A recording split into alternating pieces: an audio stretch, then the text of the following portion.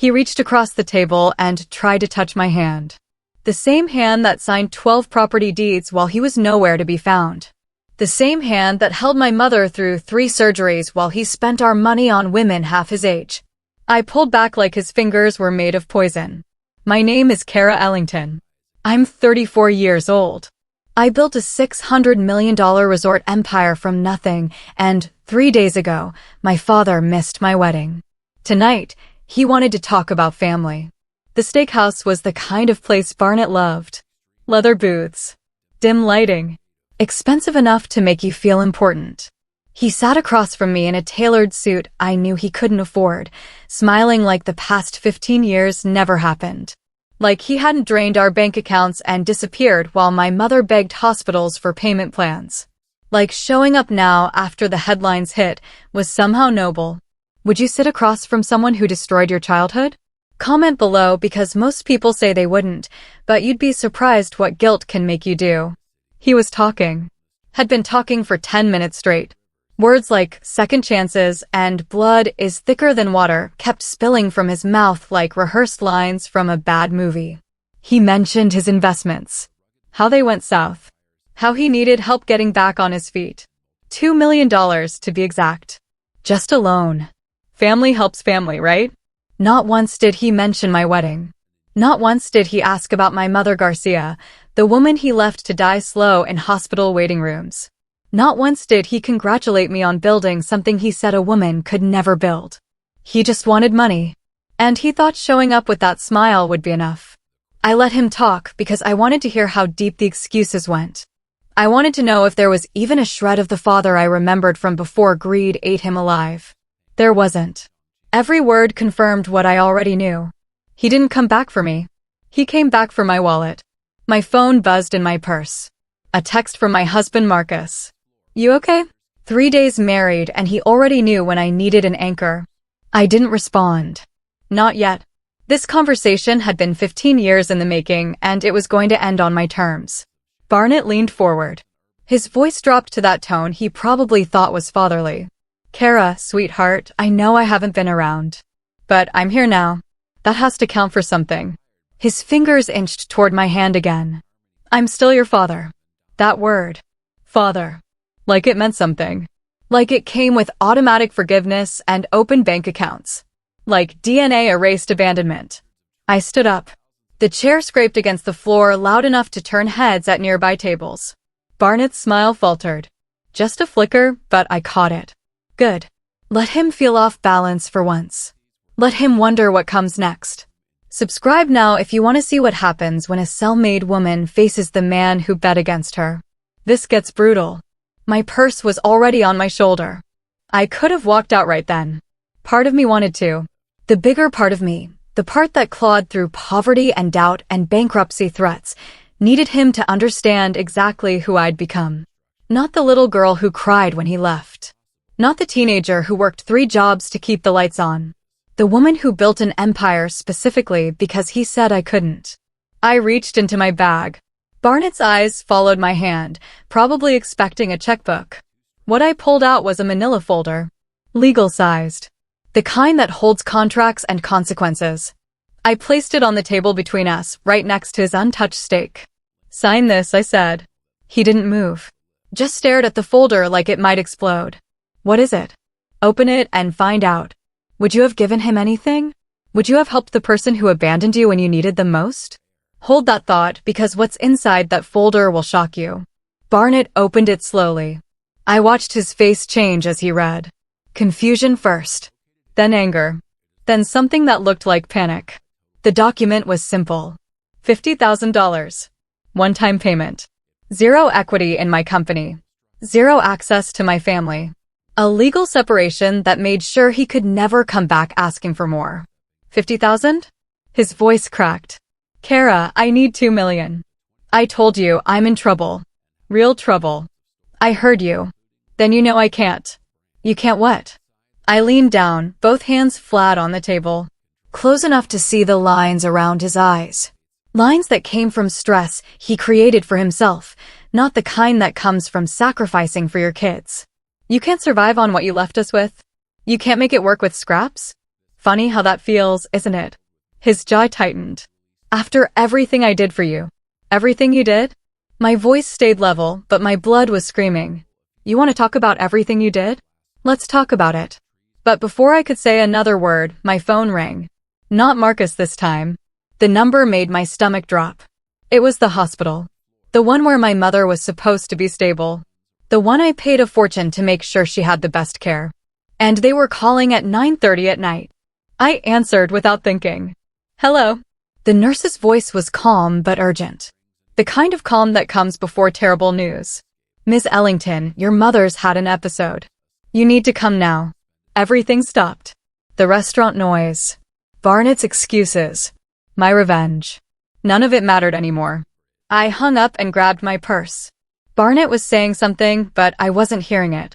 My mother needed me, and that was the only thing that registered. I headed for the door, leaving the folder on the table. Leaving him sitting there with his unsigned papers and empty promises. Right before I pushed through the exit, I turned back. Barnett was still at the table, holding the contract, looking lost. For just a second, I saw the man he used to be. The one who taught me to ride a bike. The one who said he'd always be there. Then I blinked and saw the man he became. The one who chose money over us. The one who came back only when I had something worth taking. Sign it or don't, I said. Either way, that's the last offer you'll ever get from me. Then I ran. Not from him. Toward the one person who actually showed up when it mattered. If you're not subscribed yet, do it now. What happens at that hospital changes everything. And trust me, you don't want to miss what comes next.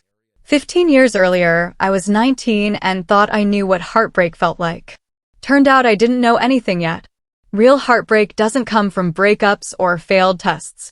It comes from walking into your childhood kitchen and finding your mother sitting at the table, surrounded by bank statements, crying in a way that makes no sound. It was a Tuesday.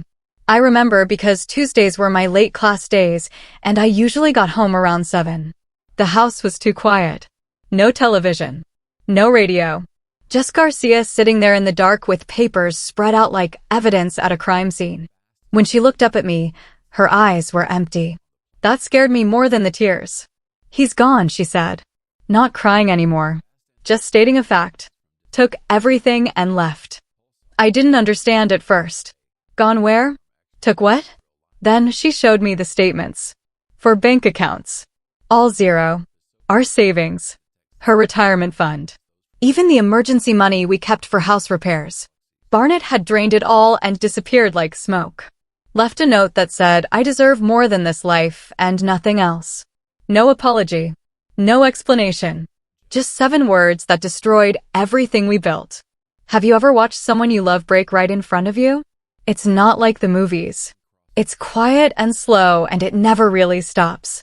The bills came next. Medical bills from Garcia's treatments that our insurance barely covered. The mortgage payment that was already late. Utility notices in red ink. I dropped out of community college that week. Didn't tell anyone. Just stopped going and picked up double shifts at the Coastal Inn, checking in tourists and cleaning rooms for $9 an hour. My hospitality degree could wait. My family couldn't. My younger brother Miles was 16 then. Smart kid. Scholarship material.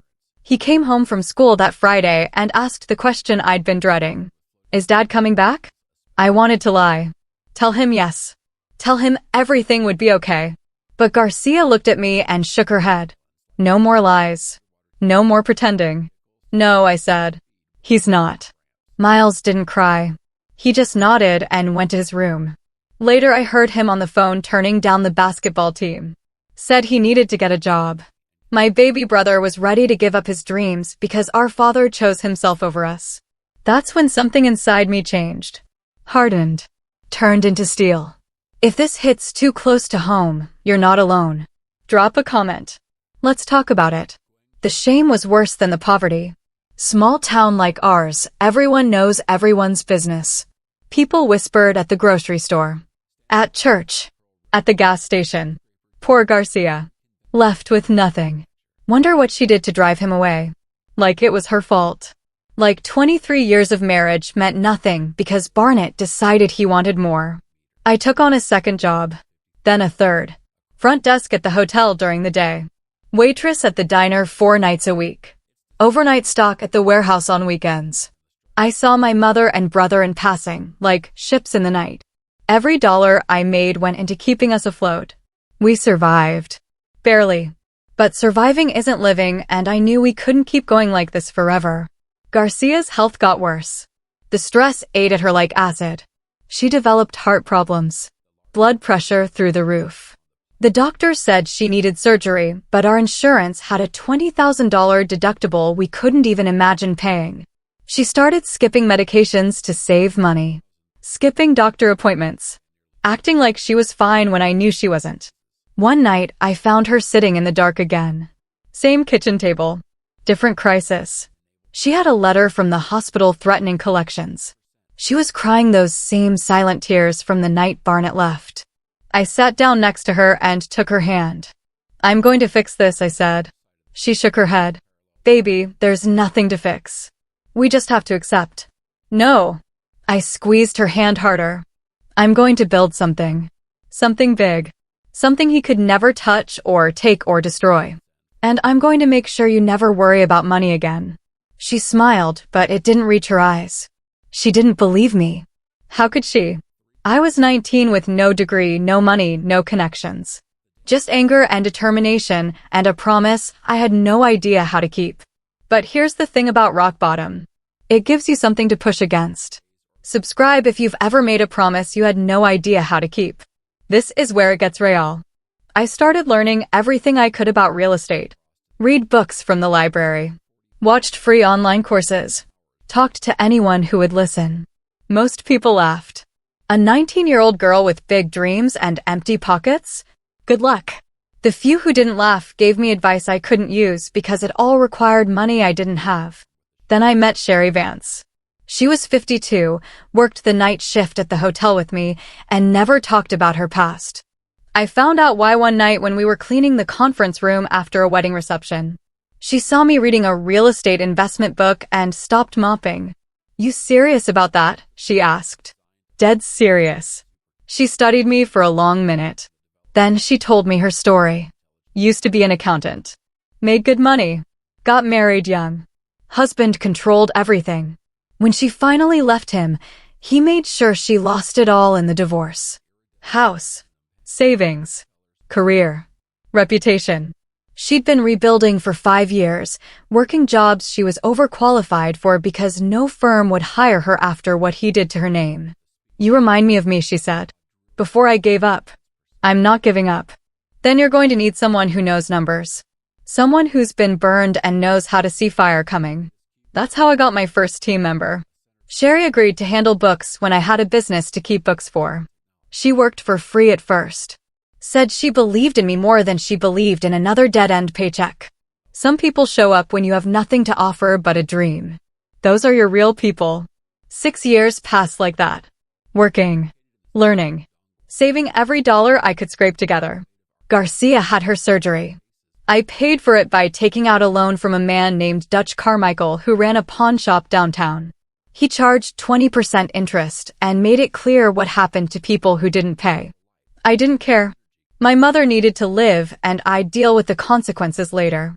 Miles got his scholarship. Full ride to state. I cried when he showed me the acceptance letter. At least one of us was getting out. By the time I turned 25, I had $43,000 saved. It had taken 6 years. 6 years of no life, no fun, no rest. Just work and save and dream. Most people would have used that money to buy a car or take a vacation. I bought a property. A rundown motel on the coast in Wilmington. The kind of place people drive past and don't look twice. 14 rooms. Broken pool. Roof that leaked when it rained. The owner wanted $60,000. I offered $43 and promised to close in 30 days. He laughed. Then he looked at my face and realized I wasn't joking. "Girl, that place is a money pit. You'll lose everything." "Probably," I said. "But at least I'll have tried." Comment below if you think she was crazy or brave. Because what happened next proved one of those was right. He sold it to me. I signed the papers in his office with shaking hands and walked out owning my first piece of real estate. It was ugly. It was damaged. It was mine. Sherry quit her hotel job that same day and became my official accountant.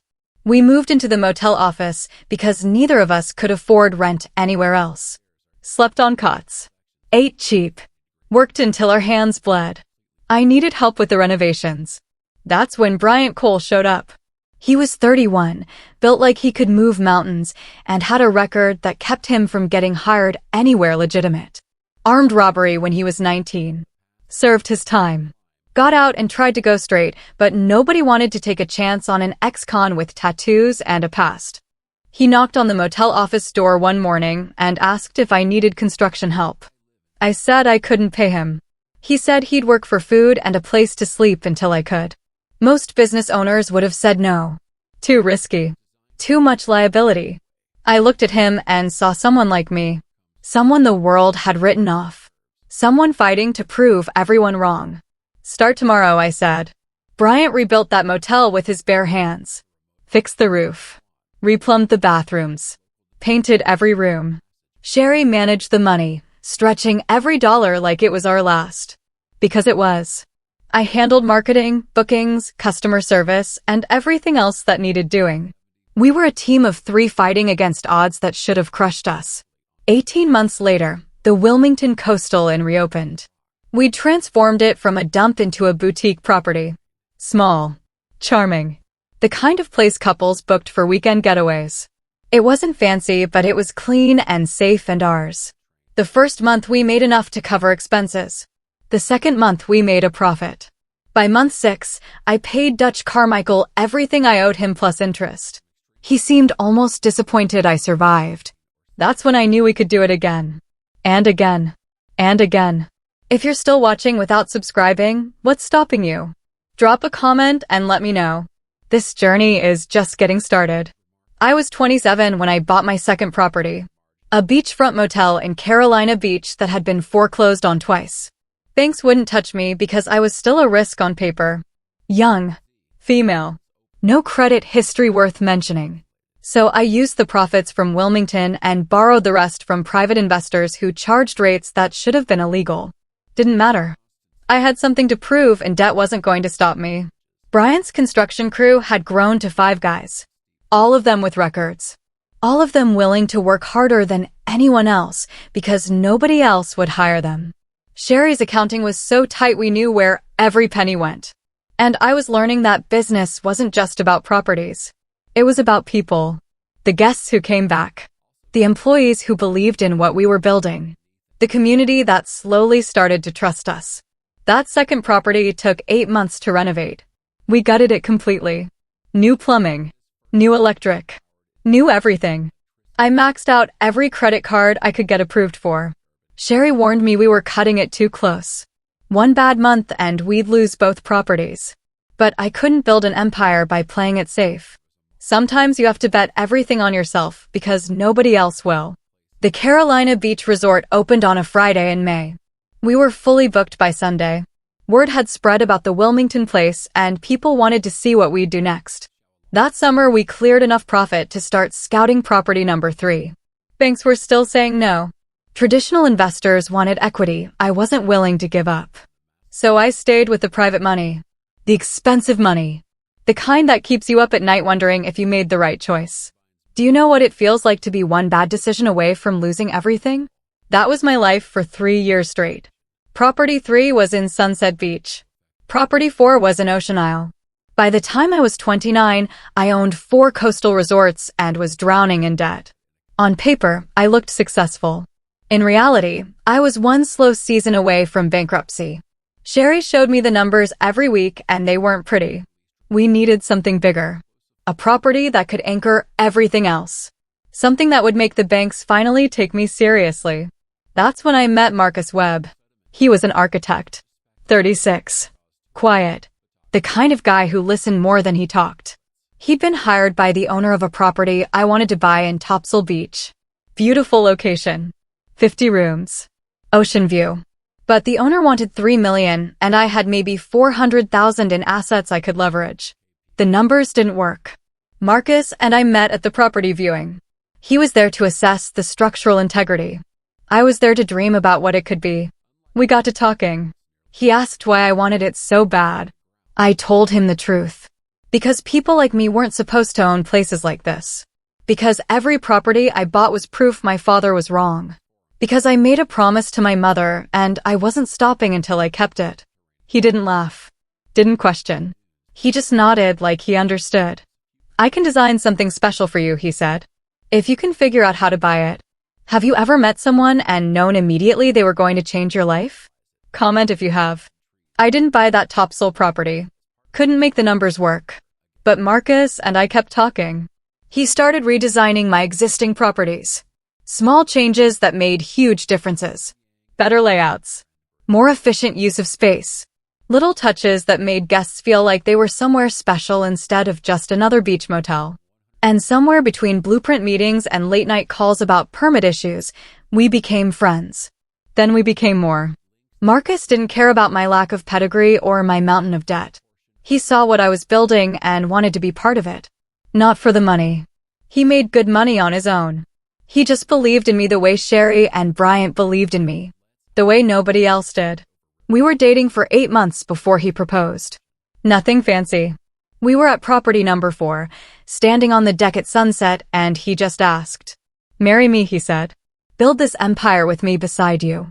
I said yes before he finished the sentence. Planning a wedding while running 4 properties was chaos. Sherry helped with the details. Bryant built us a custom archway for the ceremony. My mother was in remission finally, healthy enough to attend. Miles was graduating law school and agreed to be in the wedding party. Everything was falling into place. Except one thing. One person. I debated for weeks whether to send Barnett an invitation. I hadn't seen him or heard from him in over 10 years. Didn't know where he was or what he was doing. Part of me wanted him there to see what I'd built. To prove him wrong. To show him that the daughter he abandoned had become everything he said she couldn't. Stupid, looking back. But hope does stupid things to people. I hired a private investigator to find him. Cost me $800 I didn't really have. The investigator came back with an address in Charlotte. Barnett was living in a small apartment, working sales for a car dealership, and from what the report said, not doing well. I sent him an invitation anyway. White envelope. Gold lettering. Formal and distant. Part of me hoped he wouldn't come. The other part would have been devastated if he didn't. The week before the wedding, my 5th property closed. Another beachfront resort in Atlantic Beach. This one I'd managed to finance through a regional bank that finally gave me a chance. The interest rate was brutal, but it was legitimate money. Not loan sharks. Not private investors. An actual bank believed in me. Sherry cried when I signed the papers. 10 years of work and we were finally being taken seriously. If you're grinding toward a goal right now, subscribe. You need to see how this ends. The wedding was planned for a Saturday afternoon. Small ceremony. 80 guests. Chapel by the water. Everything my mother had dreamed of for me and everything I dreamed of for myself. I bought a dress that cost more than my first car. Splurged on flowers. Hired a photographer. For one day, I wasn't thinking about occupancy rates or loan payments or construction delays. I was just a woman marrying a man who loved her. 3 days before the wedding, we got news that changed everything. My company was going public. A group of investors had approached us about an IPO. They'd been watching what we built and wanted in.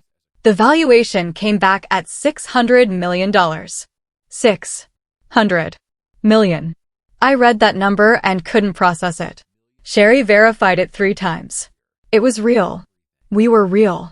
Everything we'd scraped and fought and bled for was finally worth something the world recognized. We kept it quiet. Didn't announce it. Didn't celebrate. We had a wedding to focus on and the IPO wouldn't finalize until the following week. But I knew. I knew that by the time I came back from my honeymoon, everything would be different. We'd gone from struggling to legitimate. From nobodies to somebodies. From a risk to an empire. My mother pulled me aside the night before the wedding. I'm proud of you, she said. Not because of the money. Because you kept your promise. Because you didn't let him break you. I hugged her and felt like maybe, finally, it was all worth it. The years of poverty. The years of doubt.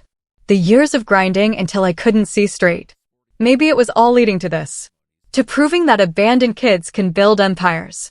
that daughters can do everything fathers say they can't. Saturday morning arrived. I put on my dress, did my hair, let the makeup artist make me look like someone I barely recognized. Pretty, successful, happy. Everything I'd worked toward was waiting for me at that chapel. Marcus, my family, my friends, my team, everyone who believed in me when I was nothing. I asked my assistant 1 hour before the ceremony, "Is he here yet?" She checked her phone, scanned the guest list. Then her face changed. Fell. She looked at me like she was about to ruin my day. "No," she said quietly. "Your father isn't here." I felt something crack inside my chest. Not surprise. Not really. But hope dying feels different than fear. It's quieter. Colder. I smiled at my assistant and said, "It's fine." I didn't really expect him anyway. But that was a lie. I had expected him. Or at least wanted him to prove me wrong one time.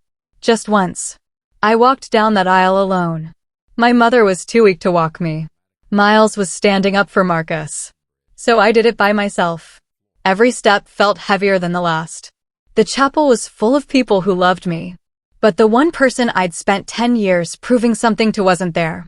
The empty chair in the front row might as well have been screaming. Marcus saw my face when I reached the altar. He squeezed my hand. Whispered, "I'm here. That's what matters." And he was right. But it still hurt. That specific kind of hurt that comes from wanting something from someone who'll never give it. We said our vows. Kissed. Walked back down the aisle as husband and wife. Everyone cheered. I smiled. Took pictures. Danced at the reception. Acted like everything was perfect. Inside, I was somewhere else. Wondering where Barnett was. Wondering if he got the invitation. Wondering if he just didn't care. Late that night, in our hotel room, I broke down. Marcus held me while I cried angry tears. Not sad ones. Angry. Because I'd given him one more chance to show up and he'd failed. Again. Because I'd let myself hope and hope had made me look stupid. Because no matter how successful I became, there was still that little girl inside me who wanted her father to be proud. His loss, Marcus said. Not yours. Easy to say. Harder to believe. The next 3 days were a blur. Honeymoon prep. Thank you cards. Closing out the last details before the IPO went public. Then Tuesday morning, my phone exploded. 47 missed calls. Text messages from people I hadn't talked to in years. News alerts. My company's value had hit the headlines. Self-made mogul's empire stuns industry. From poverty to 600 million. Coastal resort queen takes Wall Street. My face was everywhere. My story. My success. Everything I'd built was suddenly public knowledge. Sherry called crying. Brian sent a photo of him and the crew celebrating at a bar. Miles texted, "Dad's going to lose his mind when he sees this." I hadn't thought about that. Hadn't considered that Barnett might be watching. Might be reading the same headlines. Might be realizing that the daughter he abandoned was now worth more than he'd ever see in 10 lifetimes. That evening, my phone rang. Unknown number. I almost didn't answer. Then something told me to pick up. Kara. His voice. Barnett's voice. After 10 years of silence. "It's Dad. Dinner tonight. We need to talk." Not, "I'm sorry." Not, "Congratulations." Not even, "I saw the news." Just, "We need to talk." I should have hung up. Should have blocked the number. Should have let the past stay buried. But I didn't. Because I wanted to look him in the eye and show him exactly who I'd become. I wanted him to see what he'd missed. What he'd lost. What he'd never get back. 7 o'clock, I said. Downtown Steakhouse. Don't be late. I hung up before he could respond. Marcus looked at me like I'd lost my mind. Why are you doing this? I looked at my husband and said the truest thing I'd said in days. Because I need him to know he was wrong about everything. If you're not subscribed, do it now. This dinner is about to destroy him. And you don't want to miss it. The chapel had felt empty without him there. Now, sitting across from Barnett at that steakhouse, it felt suffocating with him too close. He'd aged. Gray at the temples. Lines around his mouth. The suit he wore was expensive, but not expensive enough to hide the desperation underneath. He smiled when I sat down. That same smile he used to use when I was little, and he wanted me to forgive him for missing a recital or forgetting a birthday. I didn't smile back. You look good, he said. Success suits you. I ordered water. He ordered scotch. The waiter left, and suddenly it was just us and 15 years of silence sitting between us like a third person at the table.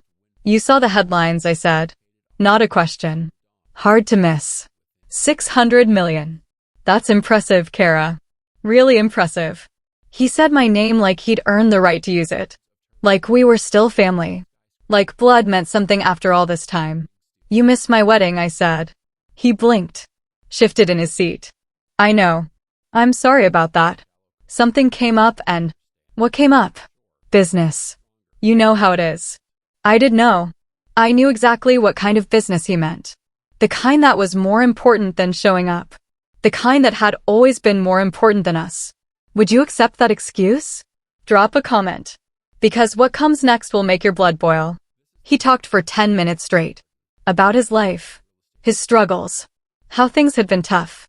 How the economy had hit him hard. How investments he'd made had gone wrong. He talked about bad luck and bad timing and everything except the truth. Which was that he'd made terrible choices and now wanted me to fix them. Then he got to the point. I need help, Kara. I'm in a bind. Bad people. Serious money. I need 2 million to get clear. There it was. The real reason for the call. Not to congratulate me. Not to apologize for missing my wedding or abandoning us a decade earlier. He needed money. My money. The money I'd made while he was gone. 2 million, I repeated. Just a loan. I'll pay you back. I swear. I wanted to laugh. Would've if it wasn't so pathetic. This man who drained our accounts and disappeared now wanted me to bail him out. Like I owed him something. Like being his daughter meant I was responsible for his failures. Tell me about the wedding, I said instead. He looked confused. What? My wedding. The one you missed. Tell me what you know about it. He fumbled. I heard it was nice. Small ceremony, right? Who is there? Your mother? Your brother. Who walked me down the aisle? Silence. He didn't know because he didn't care enough to find out. He hadn't missed the wedding because of business. He'd missed it because he chose to. Because I wasn't worth his time until I was worth his money. Mom's been in remission for 3 years, I said. Did you know that? That's great. I'm glad she's doing better. Miles is a lawyer now. Graduated top of his class. Good for him. You didn't ask about any of this. You didn't call when Mom was sick. Didn't show up for Miles's graduation. You weren't there for any of it. But now you need $2 million and suddenly you remember you have a daughter. His face hardened. I know I wasn't around. I know I messed up. But I'm here now. That counts for something. Does it? Subscribe if you've ever wanted to tell someone exactly what they deserve to hear. Because this is where it gets good. He reached across the table. Tried to touch my hand. I moved it before he could make contact. The hurt that flashed across his face almost made me feel guilty. Almost. Then I remembered being 19 and terrified. Remembered my mother crying in the dark. Remembered building an empire specifically to prove him wrong. Family helps family, he said. That's what we do. Family shows up, I said. Family doesn't drain bank accounts and disappear. Family doesn't miss weddings and then ask for millions. I made mistakes. I admit that. But everyone deserves a second chance. You had a second chance. And a third. And a fourth. You got chances every time Mom got sick and you didn't call. Every time Miles needed you and you weren't there. Every time I built something new and you stayed away. You had plenty of chances. You just didn't take them. The waiter came back. Asked if we were ready to order. Barnett ordered a steak. Medium rare. Loaded baked potato. Like this was a celebration dinner instead of what it really was. I ordered nothing. Told the waiter I wouldn't be staying long.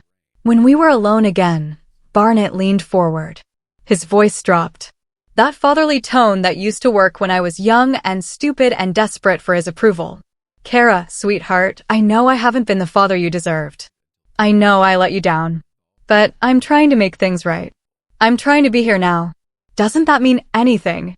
Make things right. I kept my voice steady even though everything inside me was screaming. You want to make things right? Where were you when mom couldn't afford her medication? Where were you when I was working 3 jobs at 19? Where were you when I bought my first property with money I borrowed from a loan shark? You weren't trying to make things right then. You were gone. And now you want to waltz back in because I have money? That's not making things right. That's opportunism. He sat back. The mask slipped for just a second and I saw something ugly underneath. Anger. Resentment. Like I was the one being unreasonable. Like I owed him something for being born. I raised you, he said quietly. You left us.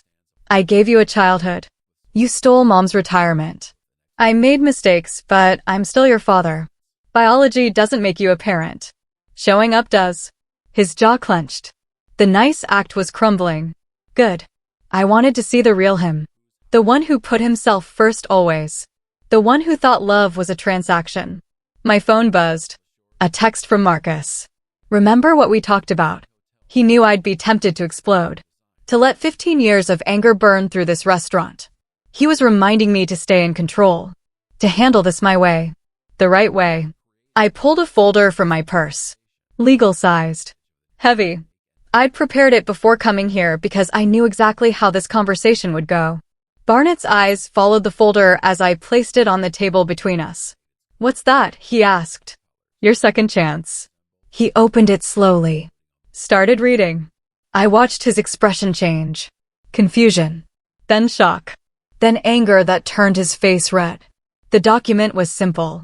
$50,000. One-time payment. No equity in my company. No access to my family. A legal agreement that he would never contact me, my mother, my brother, or anyone associated with my business again. Sign it, and he'd get enough to help himself. Refuse, and he'd get nothing. 50,000? His voice cracked. I told you I need 2 million. I heard you. Kara, this isn't enough. I'm in real trouble. Then you should have made better choices. He slammed his hand on the table. Hard enough to rattle the silverware. People at nearby tables looked over. He lowered his voice, but the fury was still there, burning in his eyes. After everything I did for you. Everything you did? Let's talk about everything you did. You drained our accounts while mom was sick. You left us to struggle while you chased whatever fantasy you thought you deserved. You told me I'd never amount to anything. That women don't build empires. That I should know my place. You did all of that. So forgive me if I'm not bending over backward to save you now. If you've ever had to stand up to someone who hurt you, hit that subscribe button. This is for you. My phone rang. Hospital. The number I'd been dreading seeing. I answered without thinking. Ms. Ellington, your mother's had an episode. Her heart. We need you here right away. Everything stopped. The restaurant noise. Barnett's anger. My revenge. None of it mattered anymore. My mother needed me, and that was the only thought that registered. I hung up. Grabbed my purse. Started moving toward the door. Where are you going? Barnett called after me. We're not done here. I turned back. Looked at him sitting there with his unsigned papers and his empty promises and his complete inability to understand what actually mattered. I'm going to be with someone who showed up when it counted, I said. Sign the papers or don't. Either way, that's the last offer you'll ever get from me. Then I ran. Not walked. Ran. Out of the restaurant and to my car and toward the hospital where my mother was fighting for her life. The woman who'd sacrificed everything. Who'd raised me alone. Who'd never once asked me for $2 million or any amount of money. Who'd only ever wanted me to be happy. The drive took 15 minutes, but felt like hours. I called Marcus. He was already on his way. Called Miles. He was catching the next flight out. Called Sherry just to hear a familiar voice. She talked to me the whole drive, keeping me calm, reminding me to breathe. When I got to the hospital, they led me to ICU. Mom was hooked up to machines. Tubes and wires everywhere. Her eyes were closed, but she was breathing. The doctor explained what happened. Heart arrhythmia. They'd stabilized her, but the next 24 hours were critical. I could sit with her, but I needed to stay calm. Keep the stress down. I sat in that chair next to her bed and held her hand. The same hand that had worked double shifts when I was young. The same hand that had signed hospital forms she couldn't afford. The same hand that had held mine when Barnett left and promised we'd survive. I kept my promise, I whispered. I built something. Something good. Something strong. And I didn't let him break me. Her fingers squeezed mine. Weak but there. She heard me. Even unconscious, she heard me. Marcus arrived an hour later. Sat on my other side. Didn't say anything. Just sat there and existed beside me. That's love. Not grand gestures or expensive gifts. Just showing up and staying. Miles landed at midnight. Came straight from the airport, still in his suit from court. Hugged me. Hugged Mom. Asked the doctors 100 questions in his lawyer voice. Making sure she was getting the best care. Making sure nothing was being missed. We sat there together. The three of us. The family Barnett had left behind. The family that had built itself back up. And somewhere across town, Barnett was probably still at that restaurant, looking at papers he'd never sign, wondering why his daughter wouldn't save him. The answer was simple. You can't save people who won't save themselves. And you don't owe anything to the people who walked away when you needed them most. Mom opened her eyes around 3 in the morning. Looked at all of us surrounding her bed. Smiled that tired smile that said everything without words. My babies, she whispered. We're here, Mom, I said. We're all here. And we were. Because that's what real family does. They show up. They stay. They choose each other again and again. Not because of blood or obligation or money. But because love is a choice and we chose each other. Comment below if you know what real family means. And if you haven't subscribed yet, what are you waiting for? The final chapter reveals something nobody saw coming. Mom stabilized over the next week. Slow progress, but progress. The doctors said she'd make a full recovery with rest and reduced stress. I hired a private nurse. Moved her into a better room. Made sure she had everything she needed. Miles stayed for 10 days before heading back to his practice. Marcus never left my side. I didn't hear from Barnett. Not a call. Not a text. Nothing. Part of me wondered if he'd signed the papers and left them at the restaurant. The bigger part didn't care anymore. I'd said what I needed to say. Done what I needed to do. The rest was up to him. 2 weeks after the hospital, I got a call from the restaurant manager. Said there was an envelope waiting for me. I sent Sherry to pick it up. Didn't want to go back there myself. Too many memories. Too much anger still sitting in that leather booth. Sherry came back with the envelope. It was sealed. My name written on the front in Barnett's handwriting. Inside were the unsigned papers and a note. One sentence. You were always stronger than me. That's it. No apology. No explanation. Just acknowledgement that I'd become everything he couldn't. I should have felt victorious. Should have felt like I'd won. Instead, I just felt tired. Tired of carrying anger.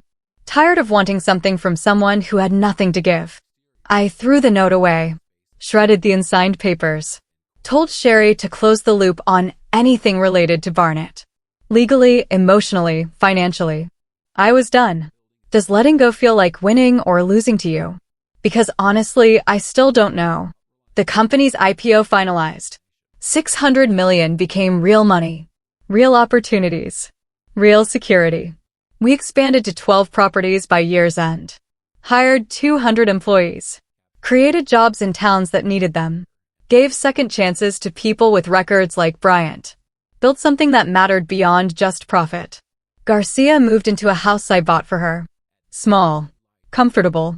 Near the beach she loved. She spent her days reading and walking and being healthier than she'd been in years. The stress of poverty had nearly killed her. The peace of security brought her back to life. Miles made partner at his firm. Called me crying when they announced it. Said he couldn't have done it without me paying for school. I told him he'd earned it himself. But we both knew the truth. Family lifts family. That's how it works when people actually show up. Marcus and I bought a house together. Nothing crazy. Just a place that was ours. We talked about kids. About building a life that looked nothing like the one I'd come from. About creating the family we both wished we'd had. One night, about 6 months after everything happened, Marcus found me sitting on our back deck staring at the ocean. He sat down next to me without saying anything. Just sat there. Being present. After a while, he asked what I was thinking about. My father, I admitted. What about him? I keep wondering if I did the right thing. Walking away.